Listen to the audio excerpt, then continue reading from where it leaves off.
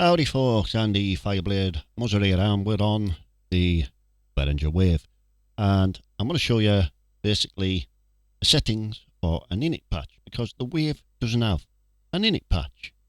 You've got to create one. Now, I take no responsibility for this, no credit for this in any way, shape or form. This is Jamie over at GEOsynth YouTube channel who I learnt this from, and he gets all the credit. Top job. I'll post a link to his video. He doesn't create the doesn't go through the init patch in his video, but he goes through creating patches and he shows you his settings for the init patch. So yeah, it's so best thing to do, select a preset that you want to get rid of. Let's face it, there's quite a few poor ones within the Wave, so you know, get rid of one or two or three or all of them, and that's the one you'll be using. Change the Wave setting to all the zeros, and then the next thing to do is change this. UW is for the upper wave. I'll show you what happens. If that is on 0, when you turn the wave oscillator knob in the modifiers section,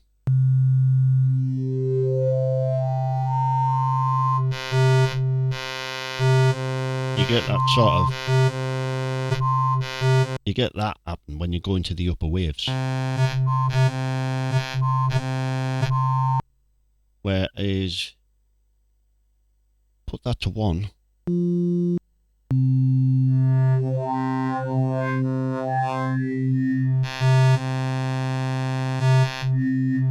not as glitchy. So that's the sub oscillator wave. So you can do the same with that if you want, but I've just left that. So everything else is at 0 or 1. Incidentally, if you're not sure what these settings are, tells you here.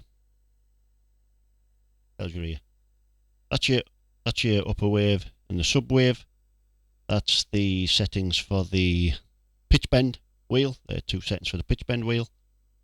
This is for the keyboard. It's K, it's keyboard. If it's M, it's modulation. If it's T, it's touch. And if it's V, it's velocity. KW is waves, so the W is waves. The F is filter. The L is loudness, and the W, the M is modulation. So you've got touch, modulation, modulation wave, modulation filter, keyboard wave, keyboard filter, keyboard loudness. That's what they are. So we'll go into the tuning. Doesn't really matter. Just put all that set at 0. So analog. This is the important one. So obviously that's your preset number. Here's your group that you're in. And these 3 here, the upper 3. The upper numbers are for the upper controls on the wave. So starting from these 3, that's your LFO, delay, wave shape and rate. Delay, wave shape, rate. These 4 are for the ADSR of envelope 1. This is the modifiers controls. And then on the lower section, these 3 are for the attack decay on envelope 3. This is the ADSR of envelope 2. And this is the modifiers control. That in the brackets is your modulation wheel. So set them exactly as they are there, and then you save it. Save it, go back to program.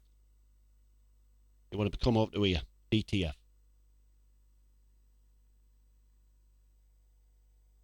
So you got DTF, and you want, got here what they are.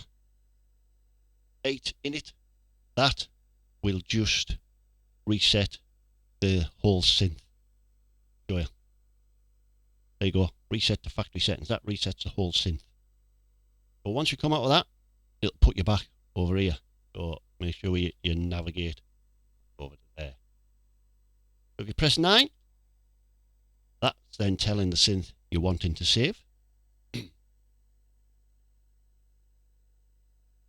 then you come over here and you type in the bank that you've used for your init patch. In my case, it's 00. And then it asks you if you want to save. Hit 1 and it saves. So just to prove the point, there's the init patch. Change the bank. I'll change the preset. Then I'll go back. There's my init patch back. There you go. It's really that simple. So, she's Jamie at GEOsynth YouTube channel. Go and check his video out. Like I say, he talks you through creating a few patches. Wealth of knowledge the man is on the Wave, considering how long it's been out. He's really poured some time into sussing it out. But as unintuitive as it is, it's sort of making sense. It makes sense.